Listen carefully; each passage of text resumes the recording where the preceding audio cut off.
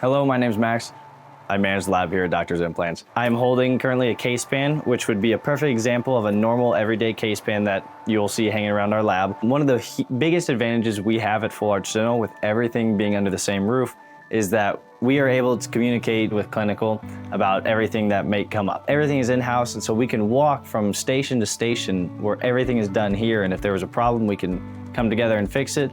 Every single arch starts as this blank zirconia puck. It's very brittle. I could drop it and it would break into many pieces. Through our process, we harden it through heat, and we get it to the point that eventually it'll go in your mouth. What we're seeing right here is the process of nesting.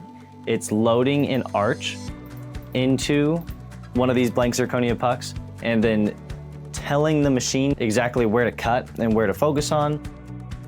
I'm gonna take this from nesting and I'm gonna walk it to the next stage, which is milling. So you can see here, I'm gonna set this thing up here, or take out the red sticker, put in the blue sticker. It now matches our milling and we are ready to continue the process. We're here with our amazing ceramist, Marissa. She is the one who transforms a plain, simple arch straight out of sintering into the beautiful, hand-done ceramics that you'll see at the end of the process. I try and look at all of the photos, even from prelim photos, and I really try and grasp all that detail and the gradient in the teeth that we want and what we're looking for, and specific detail in the gums. It's such an amazing feeling going in there and then seeing them cry, smile, just be overall excited and how beautiful they look.